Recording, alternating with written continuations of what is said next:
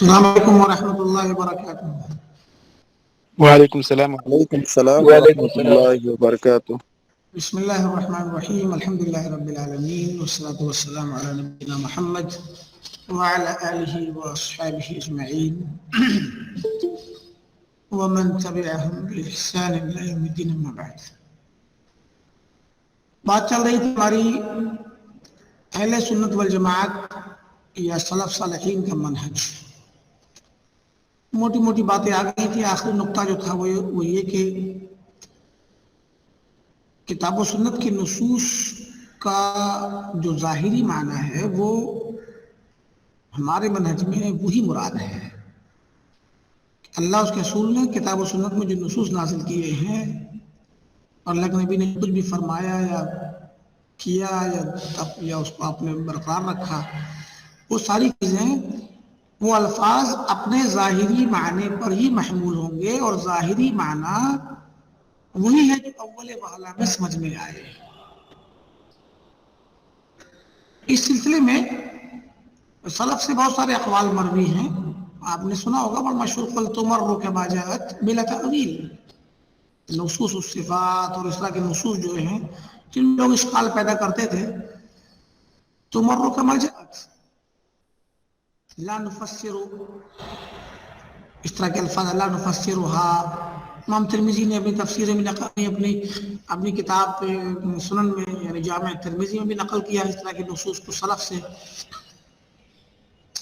کہ تمر کما جاءت من غیر تفسیر۔ تو تفسیر جو وہاں کرتے تھے وہ، تو ایک بات بتائیے آپ لوگ مشاہد تھوڑا دیکھیے، اب اصل کیا ہے کہ تمر کما جاءت یعنی یہ نصوص گزار دیے جائیں گے ویسے ہی جیسے یہ آئے ہیں، بلا تفسیر، ان کی تفسیر نہیں کی جائے گی۔ اسی لفظ کو لے کر کے اشاعرہ نے اور ماتریدیہ نے یہ دعویٰ کیا کہ سلف کا مذہب تفویض تھا۔ وہ نصوص کو پڑھ کے گزر جاتے تھے اور ان کے معنی اور مفہوم اور تفسیر کو نہ سمجھنے کی کوشش نہیں، بلکہ کہتے تھے کہ یہ اللہ ہی جانتا ہے، ہم تو کیا نام ہے اس کو تمر کما جاءت کے اعتبار سے ہم اس کو یعنی ہم ان کو گزار دیں گے، لیکن ہم اس میں اس کا معنی نہیں کریں گے۔ گویا یہ سلف کے اس قول کی غلط تعبیر کر کے جیسے انہوں نے نصوص کی تعبیر کی، ویسے سلف کے قول کی تعبیر کر دی اور کہہ دیا کہ سلف کا مطلب تفویض ہے، جو ہم پہلے پیچھے رد کر چکے ہیں۔ سلف کا مطلب اس قول سے جو بہت سارے سلف سے، علماء سے، محدثین سے مروی ہے، قرآن ائمہ مجتہدین سے، کہ تمر کما جاءت بلا تأویل یا بلا تفسیر۔ اب بتائیے یہاں پر تمر کما جاءت بغیر تفسیر، جی شکریہ۔ اب تمرو کما جاءت، آپ مجھے بتائیے کہ تمرو کما جاءت اس کا مطلب کیا ہوا؟ کہ مطلب ترجمہ ہم اردو میں لکھتے ہیں، آپ جانتے ہیں، جیسے یہ نصوص آئے ہیں ویسے ہی گزارے جائیں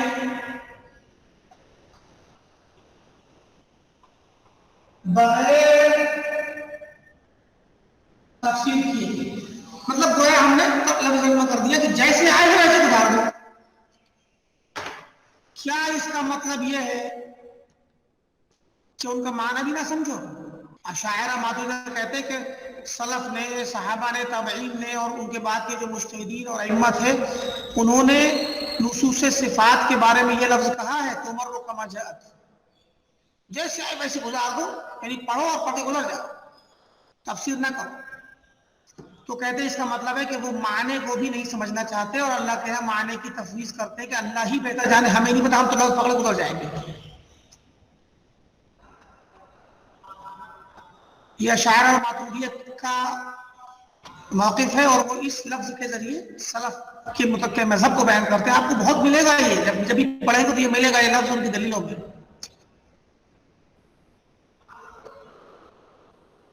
آپ لوگوں کو جواب دینے کے لیے اور آسان کر دیں، یہ بتائیے، مان لیجیے ایک لفظ لیتے ہیں مثال کے طور پر،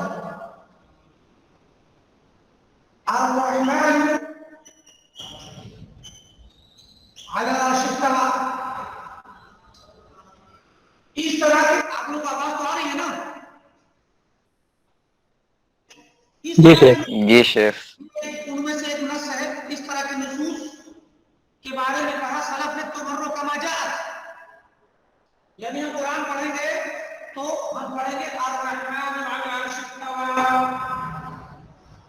बस इनको गुजार दो जैसे आए। ये कमा जात के लफ्ज को असल में इन लोगों ने डंडी मारी है ना, कहते हैं तोड़ते हैं कि डंडी मारने से कहते हैं, इन्होंने भी डंडी मारी है शायर मातूदिया ने, तो यहां मारी कमा जात। भाई ये बताइए क्या अर्रहमान अला अल अर्श इस्तवा, क्या इन अल्फाज के मानी नहीं होते अरबी जुबान में? बताइए, होते हैं ना? होते हैं। इस आयत को छोड़िए, इस आयत के एक लफ्ज को अलग कर दीजिए आप, तो क्या इस हर लफ्ज का अलग अपना मुस्तकिल माना है कि नहीं है? है। जब कुरान में अल्फाज आए तो बगैर माने के आए कि माने के साथ आए? तो तुम्हारा का माने के हुआ कि जिस माने के साथ आए हैं उसी माने के साथ गुजार दीजिए आप, अलग से तफसीर मत कीजिए। बात समझ आ रही कि नहीं आ रही? तो मानो पढ़ना जा हर जात मेरा माना, हाँ, हर हाल में जात मेरा माना, रहमान ला माना लहा, अला ला माना लहा, अल अर्श ला माना लहा, लहा मानी, हिया जात बिमानीहा, हिया जात बिमफाहिमिहा व मानिहा लुगविया, लुगत में इनके मानी हैं, ये अल्फाज अपने मानी के साथ आए हैं, तो जिन मानी के साथ आए हैं उन्हीं मानी के साथ गुजार दीजिए,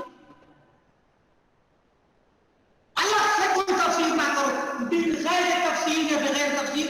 ये जो तफसीर जो होती है मानी के अलावा होती है, होती कि नहीं होती है? अगर माना ही तफसीर हो तो फिर तफसीर और माने में फिर कोई फर्क नहीं जाएगा। माना जो होता है वो जो लफ्ज का असल माना है, वो तफसीर के अंदर बहुत सी चीजें होती हैं, इजाफे होते हैं, शरह होती है, बहुत सी मुरादात होती हैं। कभी कभी ज़ाहिरी तौर पे एक लफ्ज कुछ दिख रहा होता है, हमें पता नहीं होता कि इससे इससे इससे मुराद क्या ले रहे हैं। कुरान में कहा कि वो लफ्ज आया, सहाबा किराम के दौर में आए, अल्लज़ीना आमनू व लम यल्बिसू ईमानहुम बिज़ुल्म, अल्लज़ीना आमनू व लम यल्बिसू ईमानहुम बिज़ुल्म, जब लफ्ज़ जुल्म सुना साहबा ने, देखिए साहबा का मनहज ज़ाहिरी लफ्ज़ को लेकर के जब पहुंचे अल्लाह के नबी के पास और कहा कि अय्युना लम यज़लिम नफ्सा, जुल्म को जुल्मुन नफ्स जुल्मुल गैर होता है, यही जानते थे वो। तो जुल्मुल गैर तो हर इंसान नहीं करता, लेकिन जुल्मुन नफ्स तो हर कोई करता है। आप रसूल अय्युना लम यज़लिम नफ्सा, सहाबा ने लफ्ज़ जुल्म का ज़ाहिरी मफ़हूम जो दो जगह पे जाता था, नफ्स जुल्मुन नफ्स और जुल्मुल गैर, तो जुल्मुल गैर तो गैर है, उन्होंने अपने आप को जानते थे कि हम नहीं करते, लेकिन जुल्म नफ्स को जानते थे, तो उन्होंने कहा कि ज़ाहिरी लफ्ज़ पे ज़ाहिरी मायने पे महमूल किया और आए, क्योंकि उनको तशवीश है होने में। अगर अल्लाह ताला ने ये वाली बात कही है अमन और हिदायत के लिए, तो फिर तो हम सब जालिम हैं, हमें अमन और हिदायत नहीं मिलेगी। तो आपके पास आए तो आप देखना नहीं, ये बात जुल्म मुराद नहीं है। अब ये तफसीर है, ये तफसीर है, ये जुल्म मुराद नहीं है। यहाँ पर मुराद जुल्म एक और जुल्म है जो शरीयत में मौजूद है, और वो है शिर्क बिल्लाह। तो पता है क्या कि तफसीर जो होती है कभी कभी ज़ाहिरी लफ्ज़ से हटके होती है, और यहाँ तफसीर के बाद तावील है, और जो तावील जो लोग करते हैं वो ज़ाहिर लफ्ज़ से हटके ही करते हैं। अच्छा, तो कहते हैं अच्छा, अब बताइए कितना बड़ा जुल्म है, कितना बड़ा ये नाइंसाफी का मजहर है कि आप एक इंसान के लफ्ज़ को गलत माना कर रहे हैं, इसमें भी तावील कर रहे हैं कि तुम्हारा कमा जाता है, लफ्ज़ आया है, लफ्ज़ गुजार दो, इसका माना अल्लाह के हवाले कर दो, बिल्लाह। भाई लफ्ज़ के बगैर माने भी आया है, कमा जात, जात जैसे कि आए हैं वो अल्फाज, تو وہ الفاظ اپنے معنی لے کر کے آئے ہیں نا، لغت میں معنی ہوتا ہے لہذا اس لفظ سے یہ کہنا کہ سلف کا مذہب تفویض تھا یہ غلط ہے، یہ بہتان ہے سلف کے اوپر، یہ الزام اور ظلم ہے، یہ ناانصافی ہے۔ بلکہ سلف کا مطلب سماجات کا مطلب یہ نہیں کہ لفظ قرآن نے لفظ نازل کیے تو لفظ پر ایمان رکھو، کیا قرآن کے اندر الفاظ کا معنی نہیں بلسان عربی مبین، اگر لفظ کا معنی نہ ہو تو مبین کہاں سے ہوگی قرآن، اور قرآن مبین کیسے ہوگا؟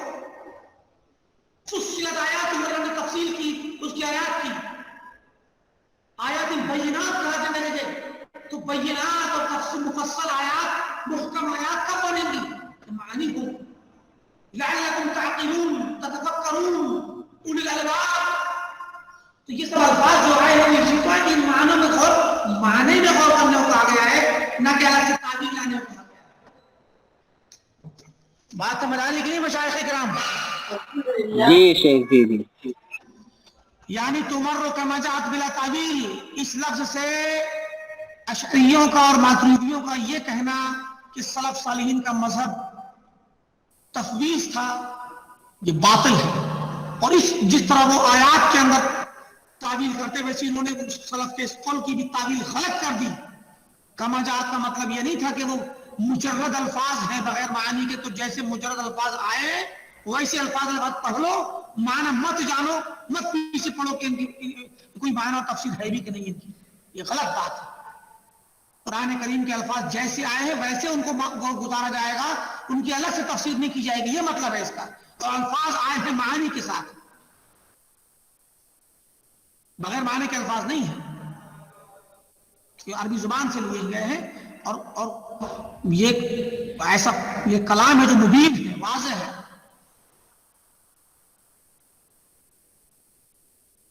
چلیے، تو یہ سلف کا مذہب ہے کہ نصوص کا ظاہر ہی مراد لیا جائے گا، اور اس کا مطلب یہی ہے تمہارا سمجھ آتا کہ ظاہر پہ ظاہری معنی کو پڑھ لو گزر جاؤ بس۔ الرحمن العرش استوى کہا گیا تو ظاہری معنی جو اس لفظ کا ہے اس کو پڑھ لو اور اسی کو گزار دو، الگ سے مزید دماغ نہ کھپاؤ تفسیر جاننے میں اور تعبیر سمجھنے میں کہ مرادیں کیا کیا ہیں۔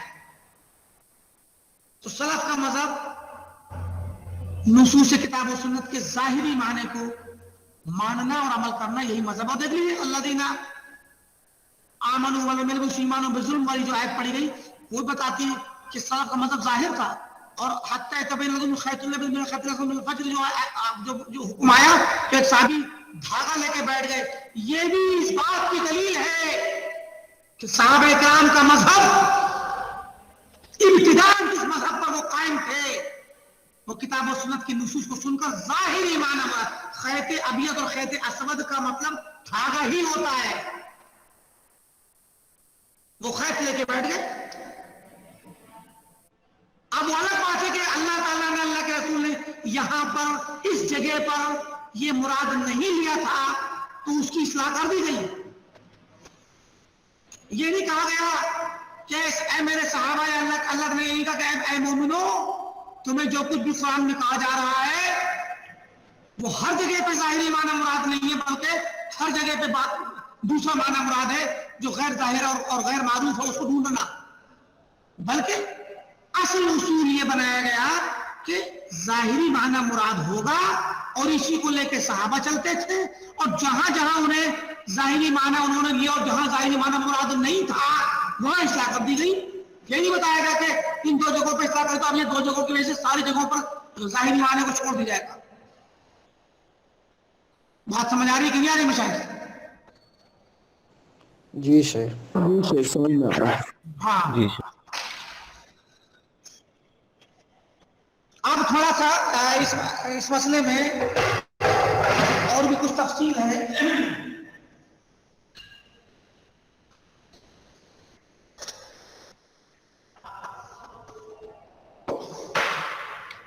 ظاہر کے متعلق بھی تھوڑا سا بتا دیں آپ کو، کیونکہ فرق کا بات ہے تو آگے بھی بہت سارے فرق کے لیے منہج آئے گا۔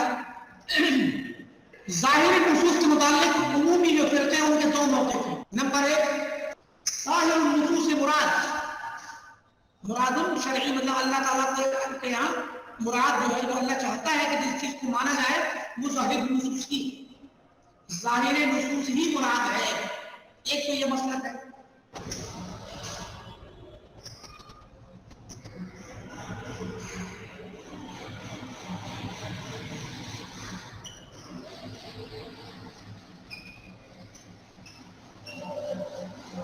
اب یہ لوگ جنہوں نے کہا کہ ظاہر نصوص مراد ہے یہ بھی اپنے اس قول کے بعد آپس میں مختلف.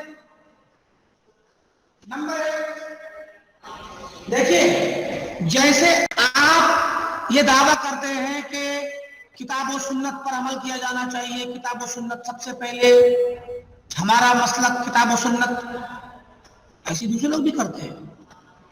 کوئی بھی قرآن کو نہیں چھوڑتا، کوئی بھی نہیں کہتا کہ ہم قرآن کو نہیں مانیں گے. صرف منکرین سنت نے حدیث کا انکار کیا ہے، ورنہ باقی جتنے فرقے ہیں قرآن کو بھی مانتے ہیں، حدیث بھی مانتے ہیں. تبھی تو آپ کا مسئلہ چل رہا ہے ہندوستان میں.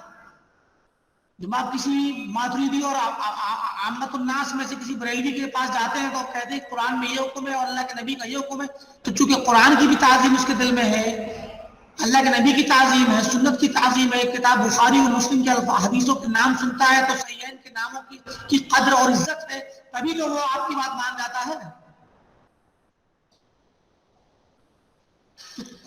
قرآن و حدیث کو تو ہر کوئی مانتا ہے. کچھ لوگ ہیں جو قرآن و حدیث کو اپنے خاص علماء کے ذریعے مانتے ہیں، جو کہ ماتریدی اور ماتریدی مطلب احناف وغیرہ ان سب کو لے لیجیے، چاہے وہ حدیث کے وہ عقیدے کے لائن سے ماتریدی کہیے یا فقہی اعتبار سے چاروں مسلک کے کسی کی نام کے ساتھ کہیے، حنفی، شافعی، مالکی. تو یہ لوگ اپنے مخصوص علماء کے ذریعے قرآن و حدیث کو سمجھتے ہیں. سمجھ آ رہی ہے بات نہیں آ رہی؟ کچھ لوگ ہیں جو قرآن و حدیث کو کہتے ہیں مگر اپنی مرضی سے سمجھتے ہیں، جیسے کہ جماعت اسلامی. آپ جائیے جامعۃ الفلاح میں اور جو بھی جماعت اسلامی کے بڑے بڑے اسکول مدرسے ہیں اس میں جائیے، وہاں جا کے آپ کلاسوں میں دیکھیں کہ مدرس جب تفسیر پڑھانے آئے گا تو مصباح اللغات اور المنجد وغیرہ ساتھ میں لے کے آئے گا کہ قرآن کی آیت پڑھی اور اس کی تفسیر سمجھنے کے لیے بچوں کی پریکٹس کرانے کے لیے دیکھو ڈھونڈو بھائی اس کا میننگ کیا ہے لغت میں، یہ میننگ اور کیا کیا میننگ ہے. آپ 3-4 میننگ ہے تو برابر کچھ بھی لے سکتے ہیں آپ. ہم لغت میں یہ میننگ ہے لہذا یہ والا میننگ ہے، مطلب خود سے مطلب سیٹ کرتے ہیں. یہ الزام نہیں ہے، یہ ان لوگوں سے سنی ہوئی باتیں ہیں جو جامعۃ الفلاح پڑھ چکے ہیں. ہمارے حدیث علماء میں سے بچوں میں سے جو بعد میں پڑھ کے فارغ دوسرے اداروں سے فارغ ہوئے حدیث اداروں سے. جماعت اسلامی کا مسلک صرف اور صرف محض اپنی عقل اور اپنی لغت، بس لغت میں دیکھو میننگ اور اس کے بعد اپنی عقل سے فیصلہ کر دو. اب استوا کے معنی 3-4 اگر ہوں تو وہ والا معنی لے لو جو اپنی عقل میں پھنستا ہو. سمجھے کہ نہیں؟ تو قرآن کی تفسیر عقل سے، تو سب سے پہلے لغت سے، اور لغت کو سمجھیں گے اپنے انداز میں. ہمیں بیچ میں کسی کا سہارا نہیں چاہیے. قرآن عربی میں ہے، ہماری بھی زبان جانتے تو ہیں، ٹھیک رہے زبان. یہ بھی ایک مسلک ہے جماعت اسلامی کا، اور معتزلہ اور جہمیہ کا مسلک یہی ہے، عقل پرستوں کا. اور عقیدے کے اعتبار سے ماتریدیہ کا مذہب بھی یہی ہے، اور شاعرہ کا مذہب بھی یہی ہے کہ اپنی عقل سے لغت کی روشنی میں سمجھو. لیکن یہ لوگ ماتریدیہ شریعہ فقہ کے باب میں جب جاتے ہیں شریعت کے دوسرے مسائل میں تو پھر اس کو اپنے علماء کے ذریعے انہوں نے جو سمجھا ہے ان کے جو فتوے ہیں اسی کو مانیں گے. تو وہی کہتے ہیں کہ انہوں نے بھی قرآن حدیث سے لیا ہے.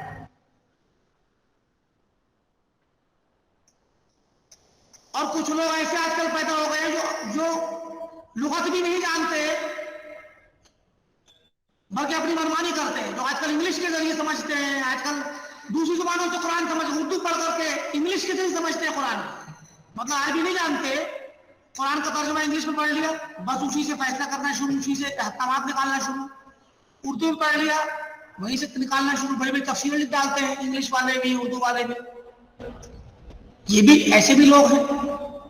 لیکن ہمارا مسلک ہے کتاب و سنت، پیچھے بتایا علی فہم السلف الصالح. تو سلف صالح کا مطلب قطعی نہیں ہے کہ صرف صحابہ یا تابعین بلکہ ومن اتبعہم بإحسان الی یوم الدین، حتیٰ کہ مان لیجیے احناف کے علماء میں، شافعیہ کے علماء میں، حنابلہ اور مالکیہ کے علماء میں جو علماء سابقین ہیں ان تمام کے ذریعے ہم سمجھیں گے، اور چونکہ ہم بھی عربی زبان جانتے ہیں، ہم بھی طلب علم کے ذریعے، چونکہ یہ سب علم کسبی ہے، تو طلب علم کے ذریعے ادوات اور وسائل کو سیکھنے کے بعد ہم بھی یہ سمجھ سکتے ہیں کہ کس علم کی بات کتاب و سنت کی تفسیر میں صحیح جا رہی ہے اور کس کی غلط جا رہی ہے، کیونکہ کتاب و سنت کی بہت سارے انہی کتاب و سنت سے ماخوذ اصول اور قواعد بھی ہیں، تو ان اصول و قواعد کی روشنی میں اہل علم کی طریقے کے مطابق، جیسے اپنے صحابہ سے طریقہ لے لیا ابھی کہ ظاہر ہی مراد ہوگا، اب ظاہر ابھی اصول بن گیا، اب اس اصول کی روشنی میں ہم تمام علماء کی تفسیر دیکھیں گے، تو جن علماء کی تفسیر قرآن کی تفسیر حدیث کے متعلق ظاہر نصوص کے نظام کے مطابق ٹھیک ہے، انہیں کی بات مانی جائے گی۔ اب یہاں ہوا ہم نے علماء ہی کی بات مانی مگر ایک خاص نظام کے تحت، کسی ایک خاص انسان کی بات نہیں مانی۔ آج ابو حنیفہ کی مان لی تو کل کو ہو سکتا ہے ان کے خلاف کسی اور کی بات مان لی جائے۔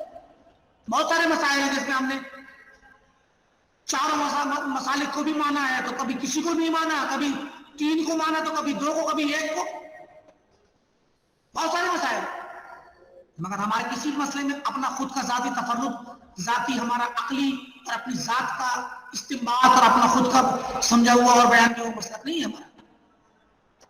تو مسئلہ بات یہ ہے کہ ہمارا اب یہ ایسی مسئلہ یہاں آ رہا ہے ظاہر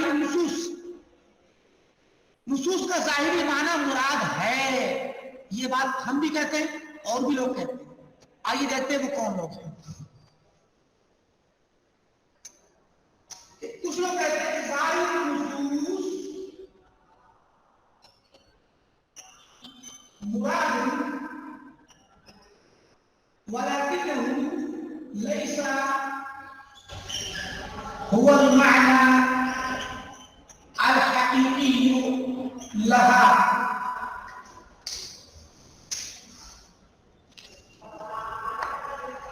یعنی نصوص سے جو ظاہری معنی نکل کر رہا ہے یہ مراد ہے، اللہ چاہتا ہے کہ اس کو مانا جائے، اس پہ عمل کیا جائے، لیکن ایک بات جان لیں یہ اس کا حقیقی معنی ہے نہیں،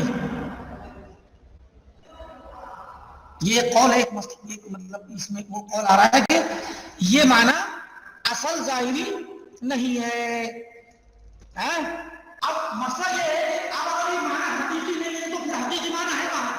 حقیقی معنی ہم نہیں جانتے، مطلب یہ ہے کہ یہ معنی اس کا جو ظاہر ہو رہا ہے یہ اصل حقیقت نہیں، جس پر اصل حقیقت مان نکال لیجیے کہ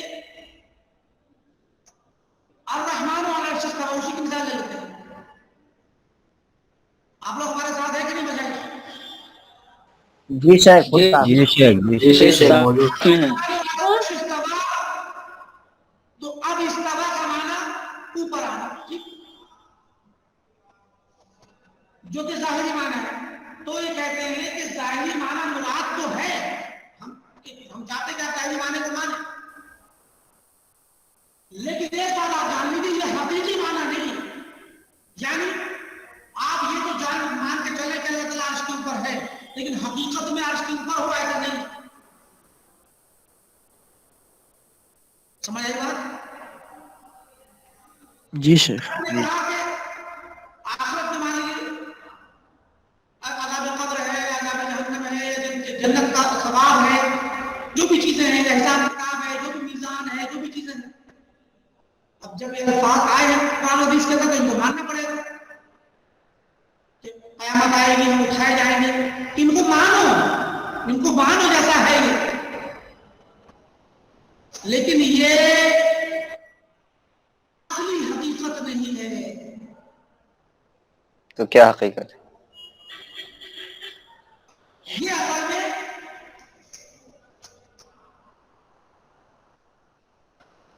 بدعوا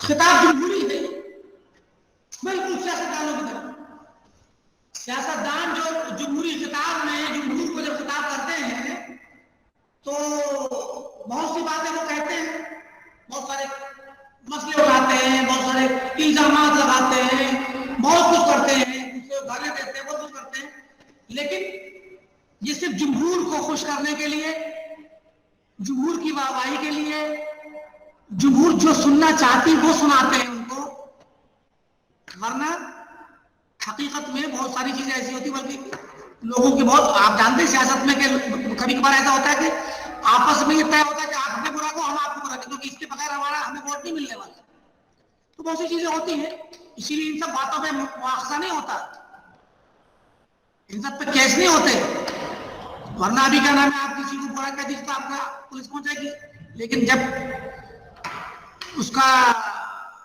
الیکشن سے پہلے کا زمانہ ہوتا ہے کیمپین کرنے کا، اس وقت کیا نام ہے کوئی کسی کو کچھ نہیں کہتا، کیوں؟ کیونکہ اس کے بغیر آپ کو ووٹ نہیں ملنے والا، تو مراد یہ کہ یہ چیز بذات خود مقصود نہیں ہوتی ہے، بلکہ ایک خاص مطلب جمہور کے لیے مقصود ہوتی ہے، جمہور بس اس کو سن لے اور جمہور اس کو مان جائے، بس تاکہ ہمارا کام چلے۔ یہ فلاسفہ کا مذہب ہے، ان کے مذہب میں اصل یہی ہے کہ ظاہر نصوص اصلاً مراد نہیں ہے، لیکن وہ یہ کہتے ہیں کہ نہیں، پبلک کے لیے، عوام کے لیے ظاہر نصوص ہی مراد ہے، وہ اسی پر عمل کریں۔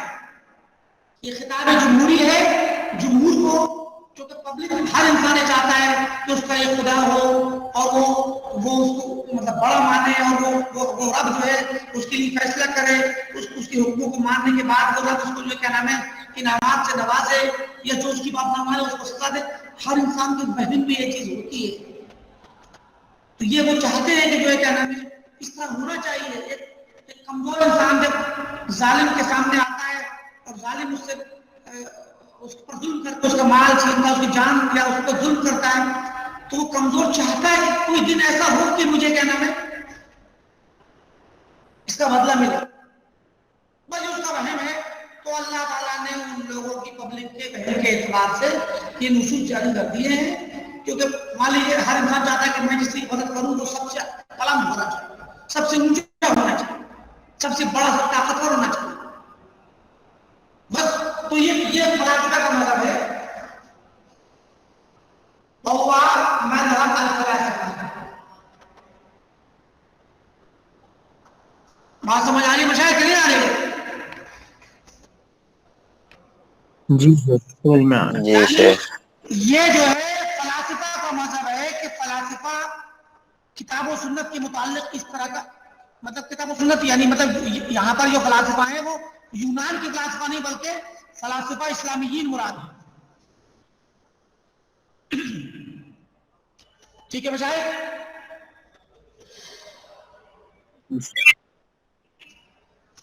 نمبر 2، الفلاسفہ کو کہتے ہیں فلاسفہ اسلامیین طریقہ کا آپ کو یاد ہے،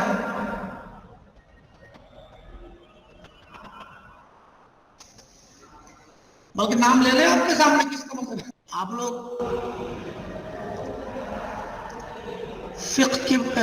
فقہ مقارن میں کون سی کتاب پڑھتے ہیں؟ بجاد المجتہد، ابن رشد، یہ مذہب ابن رشد کا ہے۔ کتاب جمہوری میں چل رہا ہے۔ ہاں کچھ کہہ رہے ہیں آپ؟ پچھلے سال مطلب عقیدے میں بتایا تھا آپ یہ کتاب جمہوری والا۔ ہاں، ابن رشد اور ابن سینا، الفارابی، یہ بڑے بڑے جو فلاسفہ ہیں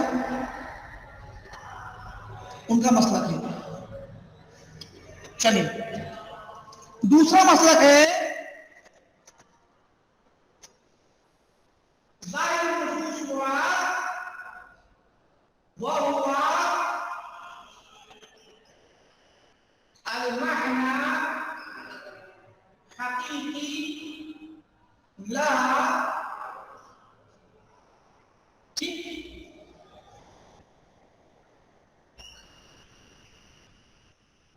وحقيقتها هي ما نعرف معنی عارف قبول عارف بہت کر سکتے ہیں آپ کے حساب سے کچھ دور لگ جائے گا یہ معنی عارف قبول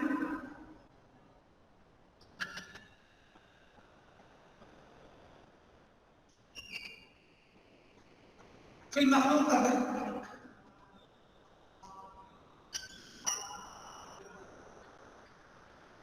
وہ مشبہ ہے یعنی ایک مسئلہ یہ ہوا کہ ظاہر خصوص مراد ہے اور جو ظاہری معنی ہے وہی حقیقی معنی بھی ہے اللہ تعالیٰ اگر آپ سے مستوی ہے تو مستوی ہے لیکن اس کی حقیقت کیا ہے اس کو حقیقی معنی کی اصل حقیقت یہ کہ وہ حقیقت وہی ہے جو ہم مخلوق میں جانتے ہیں یعنی اگر اللہ تعالیٰ نے استوا علی العرش کہا ہے تو استوا کا مطلب ہوتا ہے کسی چیز کے اوپر بیٹھنا آنا تو اس میں بیٹھنے کا مفہوم بھی ہے ٹچ کرنے کا مفہوم بھی ہے یہ مفہوم بھی ہے کہ اوپر بیٹھنے والا چھوٹا اور نیچے اٹھانے والی چیز جس پر استوا کیا وہ بڑی نیچے والی چیز طاقتور اور اوپر والا کم طاقتور نیچے والی چیز زیادہ وزنی اوپر والی کم وزنی اور اگر نیچے والی چیز ہل جائے گر جائے تو وہ اوپر والا گر جائے گا سارے مفاہیم استوا کے ہم جو دنیا میں ہم اپنے خود میں جانتے ہیں یہی حقیقت استوا العرش کی بھی یہی حقیقت ہے بات سمجھ آئی جی سر وہو المعنی حقیقی لہا یہ بات ہو کہ نصوص کا جو ظاہری معنی ہے وہ مراد بھی ہے اور وہی معنی حقیقی ہے لیکن اس کی حقیقت کیا ہم جانتے ہیں ہاں حقیقت وہ ہے حقیقت وہ ہے جسے ہم جانتے ہیں مخلوق میں ہر معنی کی ید اللہ جیسا کہ ہمارا ہاتھ ویسا اللہ کا کیونکہ ہم تو ید یہی جانتے ہیں حقیقت تو ید کا معنی ہاتھ ہے ظاہری معنی اور یہ حقیقی معنی ہے لیکن اس کی حقیقت کیا ہے جو ہم جانتے ہیں سمجھ آ گئی بات تو یہ مشبہ کا مسلک ہے اور ان مشبہہ میں جو مشبہہ ایک صفت اور عمومی صفتی کا معنی ہو گیا ان میں خصوصی جو فرقے تھے وہ کررامیہ جو جن کا ذکر آتا ہے کیا نام ہے ایمان کے باب میں اور قدماء و رافضہ رافضی جو رافضہ اس وقت ہیں اس وقت معتزلہ جہمیہ کی طرف معطلہ ہے آج کے رافضہ مطلب وہ زمانے سے لیکن پرانے وقت کے رافضہ جو تھے ہشام بن حکم رافضی وغیرہ وہ لوگ مشبہہ کے مسلک پر تھے اور وہ اللہ تعالیٰ کی تمام صفات کی تشبیہ اپنے انسانوں سے مخلوق سے دیتے تھے تو قرآن قدماء اور رافضہ جو تھے وہ مشبہہ تھے اور کررامیہ محمد بن کرام السجستانی کے ماننے والے کررامیہ جو تھے وہ بھی مشبہہ تھے وہ کھل کر کے اللہ تعالیٰ کی ساری صفات کو انسانوں کی طرح قرار دے وہ کہتے تھے کہ ہم یہی جانتے ہیں اللہ نے ہمیں اپنی زبان میں مخاطب کیا ہے اور ہم اپنی زبان کے حساب سے یہ چیز جانتے ہیں ٹھیک ہے اور تیسرا مذہب ہے ظاہر النصوص سے مراد دوول معنی حقیقی لہا ولكن حقیقتها لا يعرفها إلا الله وهو مذهب السلف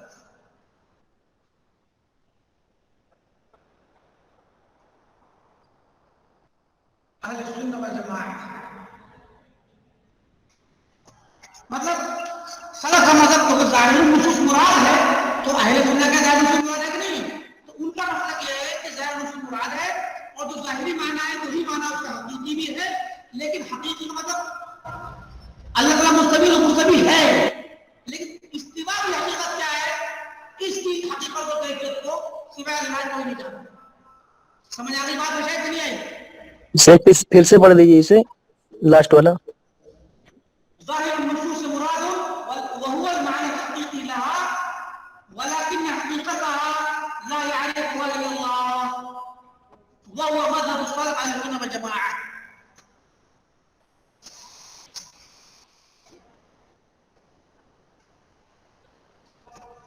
یہ دیکھیے پین نہیں چلنے لگ گیا اور ایک ٹائم آپ کا ختم ہونے جا رہا ہے دوسرا پین لے کے آتے ہیں اب دوسرا ظاہر مراد ہو تو دوسرا مسئلہ کیا ہوا ظاہر غیر مراد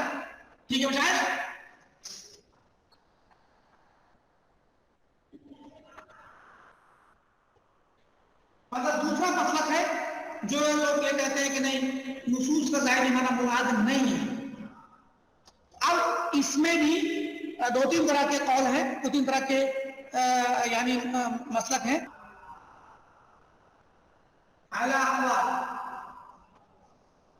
نمبر 1,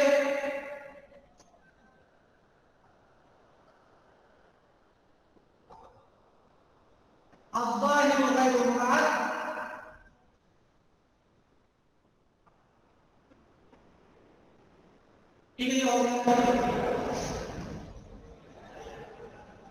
وإنما المراد هو المعنى الباطن,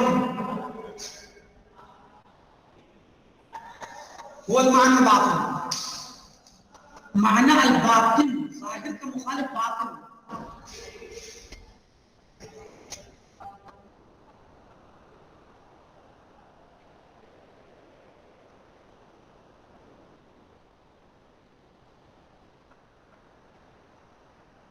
وہ مذہب الباطنی ہے.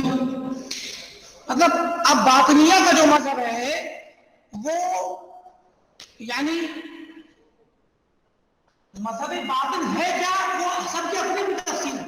باطنی بھی کئی مذاہب بنائے ہوئے, مطلب یعنی کہ نصیبیہ ہے, دروز ہے, قرامطہ ہے, اسماعیلیہ ہے, یہ سارے کے سارے باطنی مطلب ہیں. تو سب کے اپنے اپنے حساب سے اپنا اپنا معنی باطن مطلب ہے, وہ اس کو چھوڑ دیجیے. بس وہ سب کا جامع یہ ہے کہ وہ سب کے نزدیک وہی کہتے ہیں کہ نصوص کا ظاہری معنی مراد ہے اور باطنی معنی مراد ہے. آپ کس کا کیا بولا تو ہر فرقہ اپنے اپنے تفسیر کرے گا. باطنی معنی تو باطنی معنی الگ ہوتا ہے, اور مطلب ظاہر کا مخالف کبھی باطن ہوتا ہے, کبھی دوسرے معنی کے ہوتے ہیں. تو باطن یہاں پہ بالکل بے تکے معنی ہوتے ہیں جن کو باطن معنی باطن قرار دیتے ہیں. ٹھیک ہے. نمبر 2, الظاہر غیر مراد.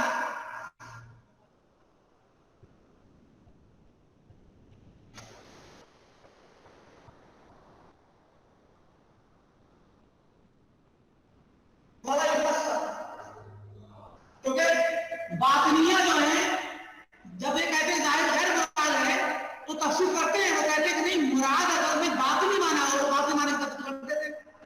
ٹھیک.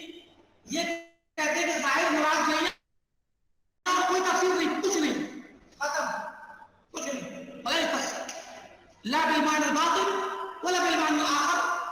ظاہری معنی مراد ہے ہی نہیں اور کوئی بھی معنی نہیں بیان کرے, کچھ نہیں. یہ مسئلہ جو ہوا مذہب المفوضہ. مفوضہ کا مطلب یہ ہے تثبیت کو کہتے ہیں, معنی ہم جانتے ہی نہیں کیا ہے. ہم یہاں لکھ کے بات کاٹ دیا لأننا لا نعرفه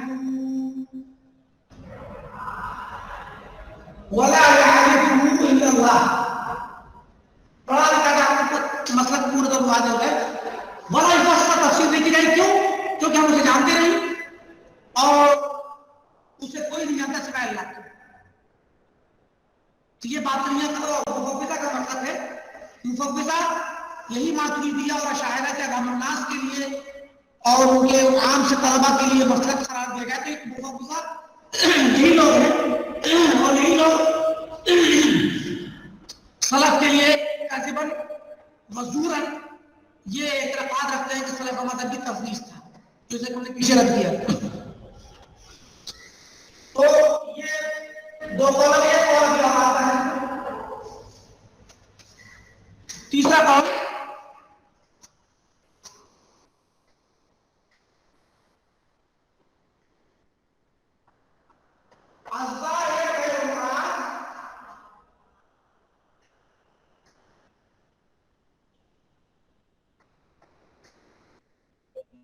ويفسر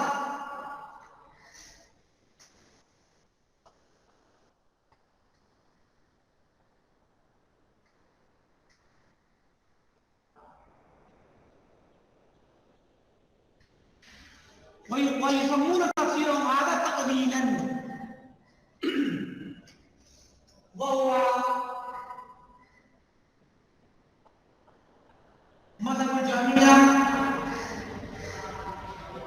والمعتزلة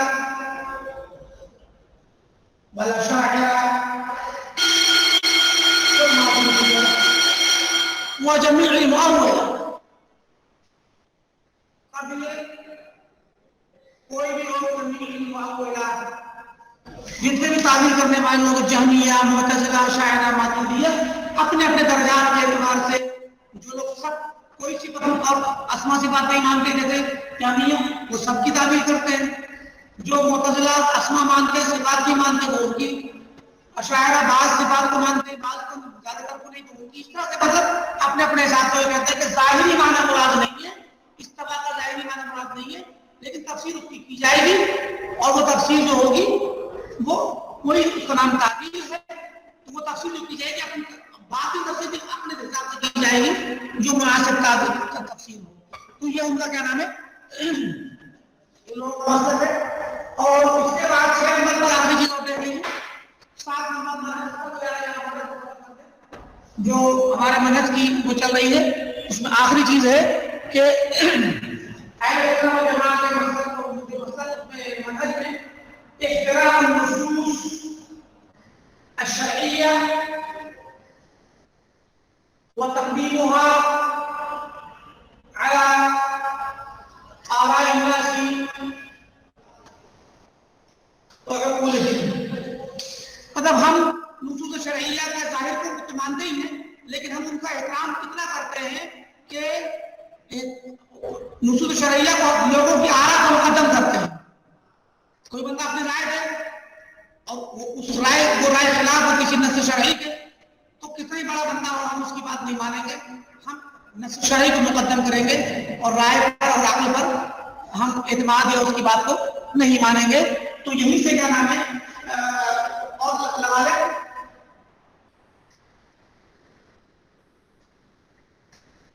وتقدیم النقل على العقل. ایک اس پر دھیان کے بعد آ گئی تقدیم العقل على النقل. ہم نے آپ کو بتایا تھا غالباً پہلے کبھی کہ ماتریدیہ کے یہاں اور اشاعرہ کے یہاں یہ مسلک پایا جاتا ہے کہ وہ عقل کو نقل پر مقدم مانتے ہیں اور ان کے یہاں اصل میں عقل اور نقل کے اندر تعارض بھی پایا جاتا ہے. ہم نے پیچھے کہا تھا نا کہ عدم التفریق بینہم وعدم التعارض بینہم، اعتقاد عدم التعارض. اہل سنت عقل اور نقل کے درمیان تو بعد میں بلکہ کتاب و سنت میں آپس میں کبھی تعارض نہیں مانتے اور اس کے ساتھ ساتھ چونکہ ہم اہل نصوص کا احترام کرتے ہیں تو نصوص کے خلاف کسی کی بات بھی ہوگی، چاہے وہ عقل کی بات ہو یا کسی شخص کی اپنی رائے ہو یا فطری قانون فطرت کا نظام دکھ رہا ہو ظاہری طور پہ کچھ بھی ہو، کتاب و سنت کے سامنے کسی کا بھی تعارض ہمارے یہاں قابل اعتبار نہیں ہے. وہ اس قابل نہیں کہ وہ اعتراض وہ تعارض کر سکے، اور اگر ظاہر طور پہ تعارض دکھتا بھی ہے تو کیا نام ہے وہاں کتاب و سنت کو مقدم کیا جائے گا. یہ ہمارا مسلک ہے. باقی اشاعرہ اور ماتریدیہ کا مسلک ہے کہ عقل اور نقل میں تعارض ہو تو پھر عقل کو مقدم کریں گے نقل کو نہیں. یہ ہم بتا چکے ہیں غالباً آپ کو پہلے کہ رازی کا بڑا مشہور قانون ہے قانون تعویل جس کو انہوں نے کتاب لکھی کہ تأسیس التقدیس. تو تأسیس التقدیس میں یہ قانون انہوں نے لکھا کہ اذا تعارض العقل والنقل، اگر عقل اور نقل کا تعارض ہو تو کیا کیا جائے گا. تو 4 احتمال پیش کیے. بولے کہ یا تو دونوں کو رد کر دیا جائے، کسی کو مت مانو نہ عقل کو نہ نقل کو، یا دونوں کو مان لو عقل کو بھی نقل کو بھی. 2 احتمال. تیسرا احتمال یہ کہ یا تو نقل کو مانو اور عقل کو چھوڑ دو، اور چوتھا یہ یا تو عقل کو مانو اور نقل کو چھوڑ دو، اور یہی راجح ہے. سمجھ آئی بات؟ رازی کے نزدیک اور اشاعرہ ماتریدیہ کے نزدیک یہی چیز راجح ہے. اور اس پر ابن تیمیہ نے کتاب لکھی نقض و تأسیس الجہمیہ یا بیان و تلبیس الجہمیہ. دونوں طرح سے نقض و تأسیس کے نام سے بھی کتاب ہے وہ، اور اس کا دوسرا نام ہے بیان و تلبیس الجہمیہ. کہ حالانکہ رازی اشعری ہے اور اشاعرہ کے خلاف کتاب لکھی تو اس کا نام لکھا بیان التلبیس الجہمیہ، کیونکہ یہ جہمیہ ہی کے مسلک پر ہے، جو ہم نے بتایا ابھی آپ کو کہ جہمیہ کا مسلک ان کا ایک ہی ہے تعویل، تو بیان التلبیس الجہمیہ نام رکھا ابن تیمیہ نے۔ اور ایک کتاب اور لکھی اسی کے رد میں، درء تعارض العقل والنقل، درء تعارض العقل والنقل۔ ابن تیمیہ نے کہا کہ بھائی کیا نام ہے، آپ آئیے ہم بتاتے ہیں کہ تعارض کہاں ہے کہاں نہیں ہے، تو اس پر ابن تیمیہ نے اچھی طریقے سے اس پر، ہم اصل میں اس کو مختصر کر رہے ہیں کیونکہ ظاہر ہے کہ وقت بھی نہیں ہے اور گھنٹی بھی ختم ہو چکی ہے آپ کو۔